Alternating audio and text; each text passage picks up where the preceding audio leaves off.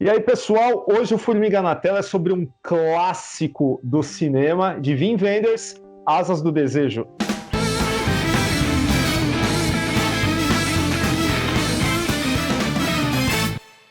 Bom, acho importante falar que, assim, o pessoal costuma pedir muito para a gente falar de Paris, Texas, do Wim Wenders, né? E a gente acabou atropelando e indo direto pro Asas do Desejo. Mas ele é um filme tão importante quanto talvez o ápice da carreira do Wim Wenders, né? E ele é um filme que, é assim, aquele tipo de obra que transcende a questão da obra, porque muitas pessoas que não viram o filme tiveram contato com essa iconografia e tem essa iconografia como reconhecível graças até ao clipe do YouTube. Um filme altamente político, né? Até por conta da época em que ele foi rodado, né? Um filme alemão de 1987, ali capturando a Berlim pré-queda do Muro de Berlim. Mas o que é muito importante dizer é que, embora toda aquela época de 1987 esteja impregnada para quem viveu essa época ou para quem sabe o que isso significava, a gente percebe que está tudo impregnado nessa obra.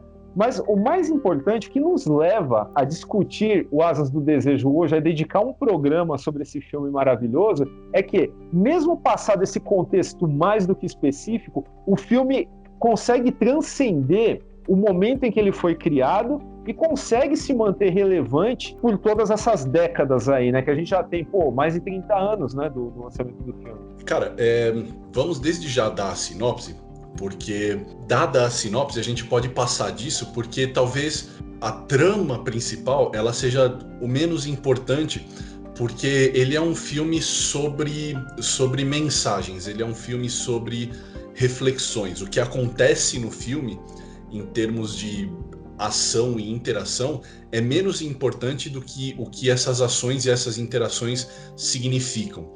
Então no filme a gente tem dois anjos, Damiel e Cassiel, que vivem em Berlim. Inclusive o nome original do filme traduziria-se por O Céu sobre Berlim. Mas, por incrível que pareça, Asas do Desejo não é uma tradução tão ruim, a gente já vai chegar nisso.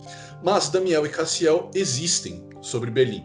Por que eles existem? Porque os anjos sempre existiram desde o início da criação, eles sempre estiveram lá, naquele pedaço do mundo, eles sempre estiveram em Berlim antes que Berlim existisse, depois que Berlim passou a existir e quando os humanos passaram a habitar aquele território. Esses anjos, eles não são capazes de sentir, eles simplesmente estão ali para cumprir uma tarefa na grande trama das coisas. Só que, com o passar do tempo, com a convivência com os seres humanos, esses anjos passam a ter certas angústias, certos desejos. E o Damiel, em particular, passa a sentir desejo pela existência humana na figura de uma trapezista que ele conhece, pela qual ele começa a sentir algo que ele acredita ser definido como amor. E a partir daí o filme investiga toda a condição humana através de diversas metáforas e diversas alegorias que se baseiam principalmente em uma ideia, a dualidade. Por que eu falei que Asas do Desejo não é uma tradução tão ruim? É lógico que é uma tradução ruim, né? Se o nome do filme é O Céu sobre Berlim, os caras traduzem por Asas do Desejo.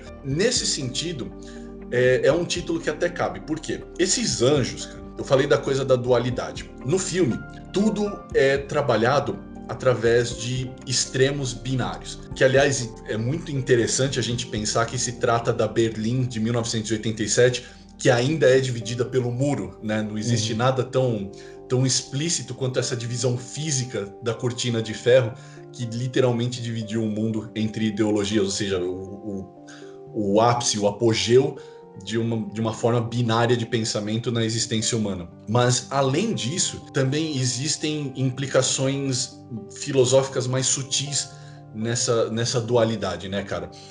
Eu acho muito bacana que os anjos, eles não consigam sentir e a humanidade seja representada como puramente desejo. Acho que tem muitas camadas de interpretação nisso. E até aproveitando que é um filme alemão, eu faço uma interpretação até kantiana para a gente começar. Os anjos, eles são criaturas absolutamente epistemológicas.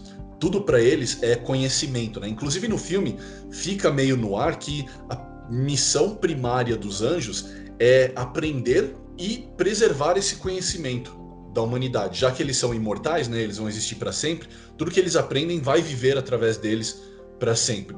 Enquanto a existência humana é frugal e por isso ela é muito intuitiva. E essa intuição que falta para os anjos. Eu citei Kant aqui porque é justamente uma crítica que ele fazia, por exemplo, ao cartesianismo, que buscava a perfeição absoluta do conhecimento apenas através da razão e descartava a intuição, a moralidade, essas coisas que são frutos do sentimento.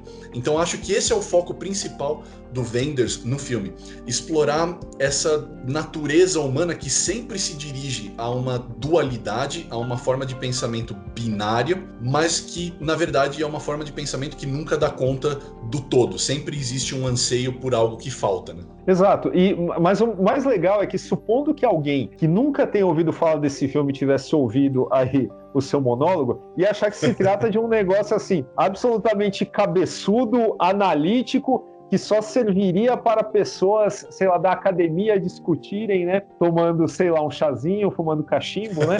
E na verdade, ou fumando cara, outra coisa, né? Mas existe um componente, assim, que traz o filme mais para perto, e assim, essa palavra me veio intuitivamente também, mas traz o filme mais para perto do coração do público, que é a motivação, né? No caso do anjo, vivido pelo Bruno Ganz, que se apaixona pela trapezista, né? Isso não é um spoiler, tá? Isso você pegar no IMDb, você vai ver que essa informação está lá. Ele se apaixona por uma trapezista e resolve abrir mão da sua imortalidade, né? A gente pegar todas essas discussões sobre dualidade e aliar com um negócio que é tão subjetivamente lírico quanto dizer, sei lá, falar o conceito do amor, cara, isso cria um contraste que é muito bacana dentro do filme. E eu acho, assim, muito bacana que a opção do roteiro por colocar o objeto de amor do anjo como uma trapezista é como se fosse alguém que estivesse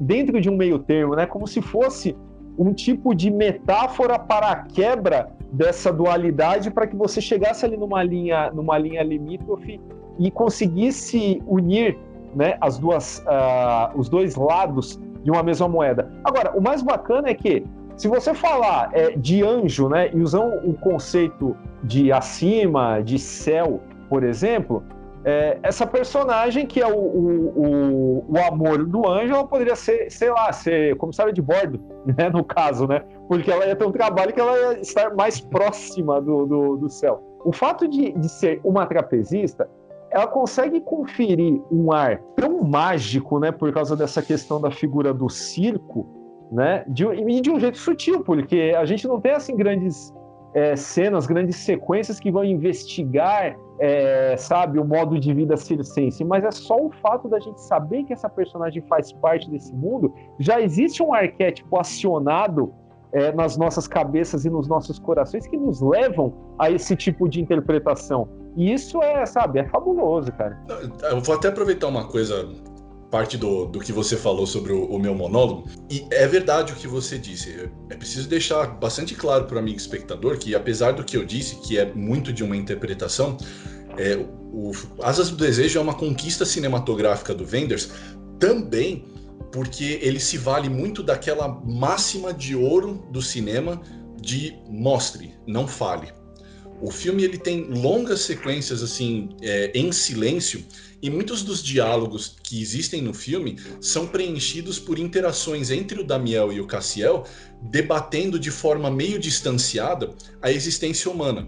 Só que sempre que eles estão engajados em um debate, em algum diálogo, em alguma coisa filosoficamente muito profunda e abstrata, você percebe muito, o Wenders ele usa muito as sequências de contra-plongé, né?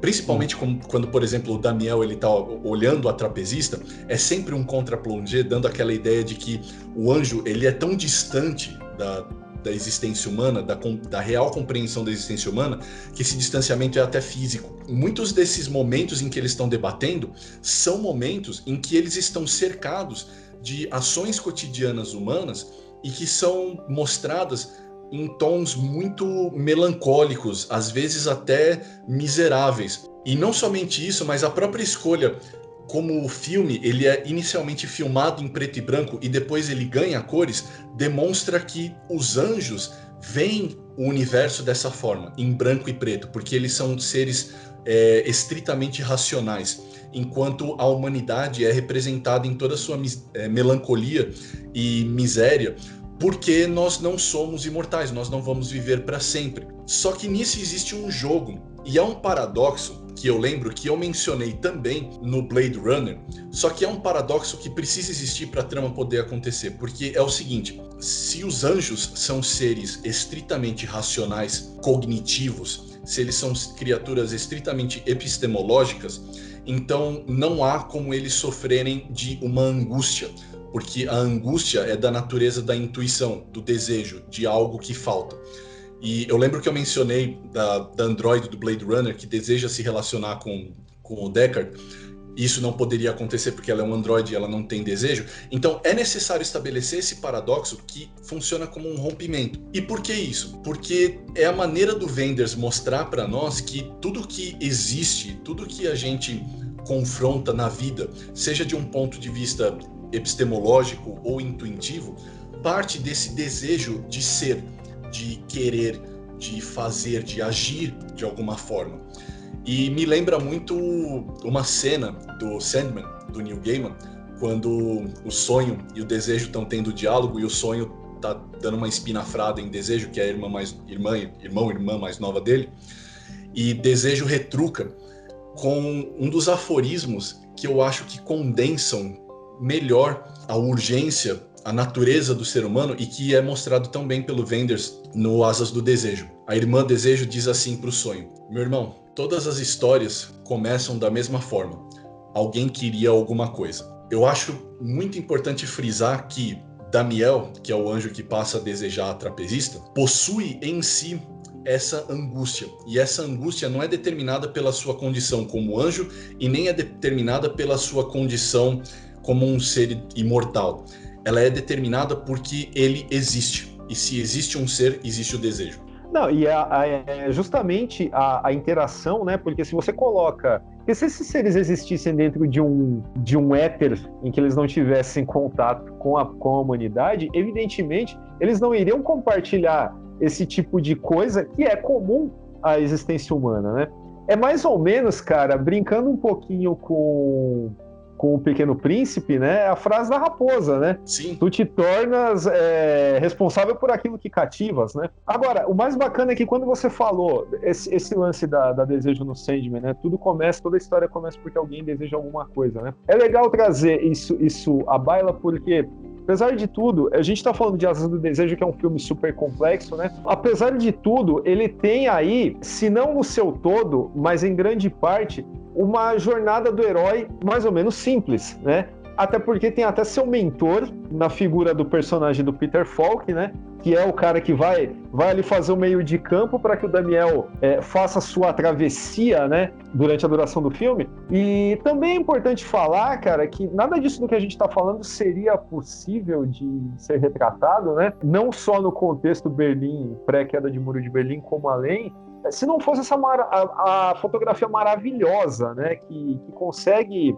colocar para nós todos esses sentimentos que a gente comentou aqui de uma forma, assim, quase que objetiva. Porque você percebe que talvez eles nem tivessem ideia de que o mundo ia mudar tanto a partir dos anos 90 e, sei lá, trabalharam em cima daquilo que eles tinham forte para maturar, no caso, né, a situação geopolítica mundial, e acabaram, no final das contas, criando esse lance que vai além, né? A discussão ela não ficou datada, né? Por exemplo, quer dizer, você pode colocar o filme dentro de um contexto datado, né? Inclusive visualmente, mas ele acabou, sei lá, pelo brilhantismo dos envolvidos, ele acabou indo muito além disso. E gerando até, assim, não só a questão, a gente falou da influência no caso, no clipe do U2, que um monte de gente conhece muito mais do que o filme, mas também gerando, sabe, o filme a gente não poderia falar do sucesso do filme sem falar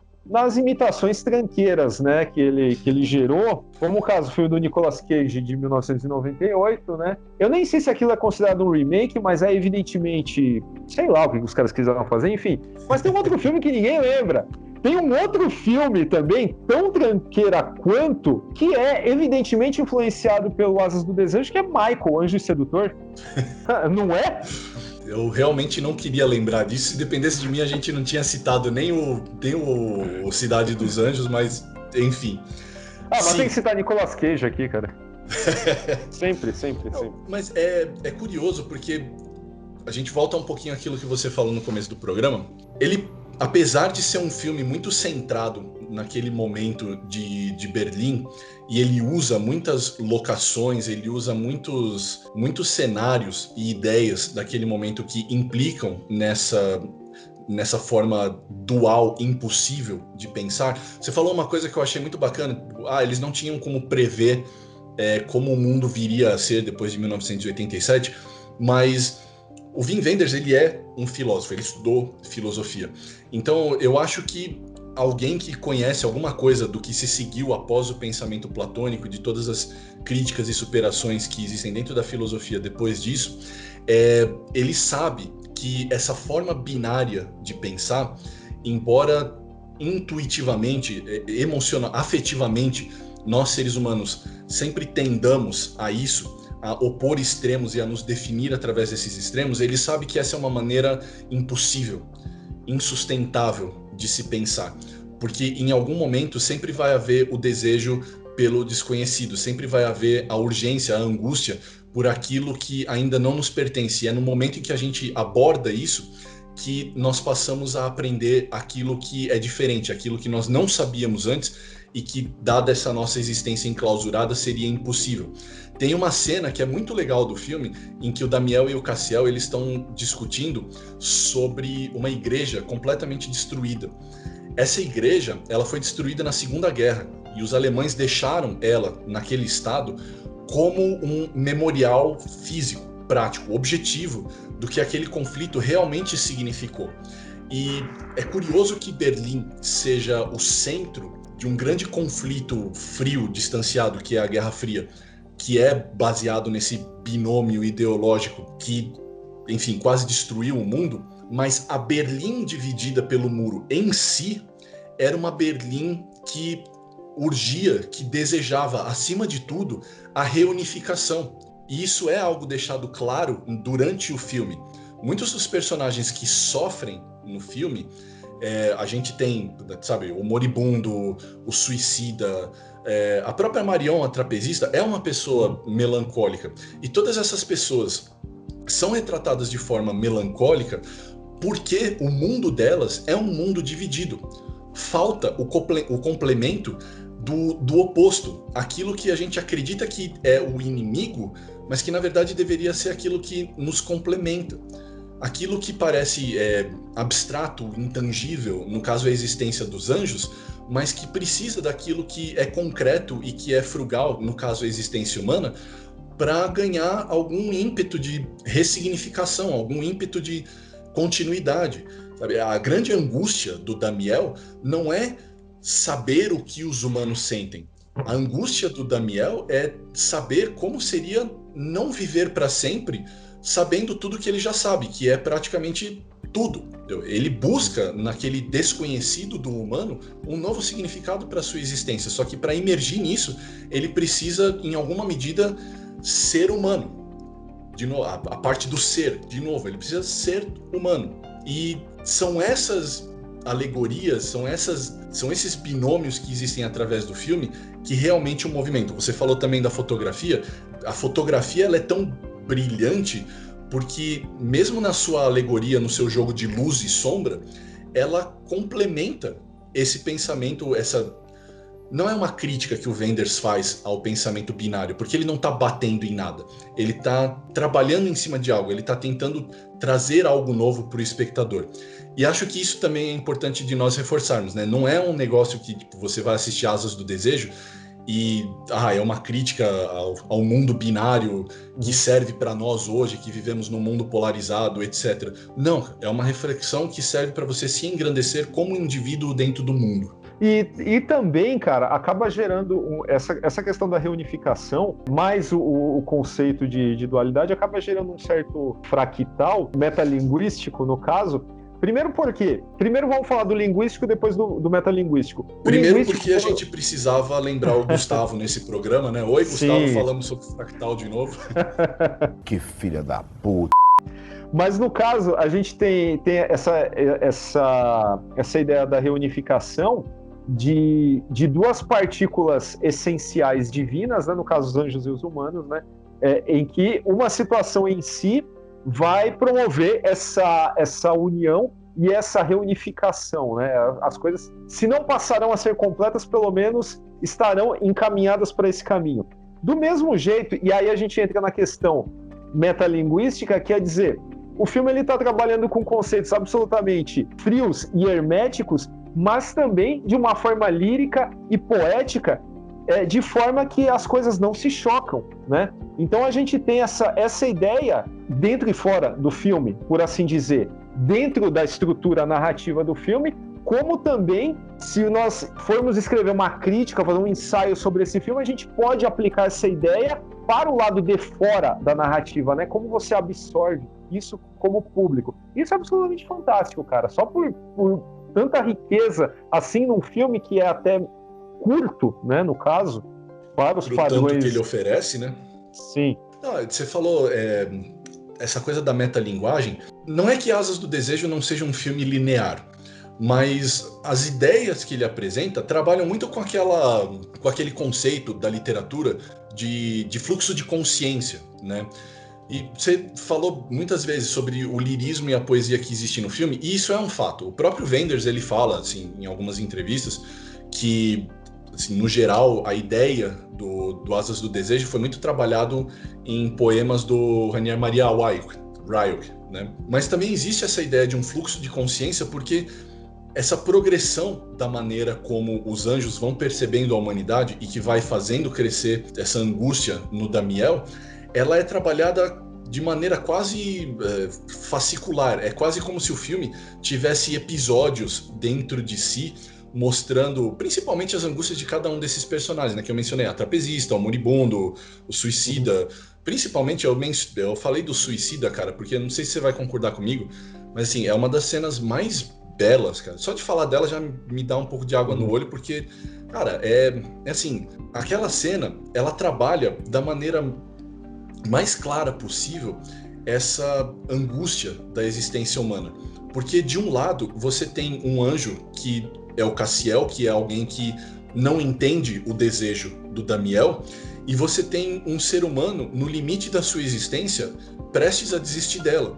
Então, dentro desse enredo do filme, em que os anjos são mandados para, de alguma forma, confortar também os seres humanos, é uma cena brutal, porque você tem um anjo que atingiu o seu limite de compreensão e de empatia por criaturas que ele não entende por completo, e um ser humano que não consegue ver o divino ao seu lado e está prestes a desistir, como você bem falou agora, ele está prestes a desistir dessa fagulha divina em si, desse dom que os anjos veem como algo muito precioso. Então, assim, se isso não é poesia em forma de filme, eu não sei o que é. Então é isso, pessoal. Esse foi o Formiga na Tela sobre o maravilhoso Asas do Desejo de Wim Wenders. Acesse nosso site formigaelétrica.com.br, procura a gente nas redes sociais, Facebook, Twitter, Instagram, onde é @formiga.elétrica. Manda um e-mail para nós na tela, @formigaelétrica.com.br, mas também não se esqueça de se inscrever no canal, largar seu like aí, deixa um comentário para nós, procura a gente na nossa campanha de financiamento coletivo e recorrente no Apoia-se, www.apoia.se/formigaelétrica.com.br. E é isso, até a próxima quarta-feira, falou!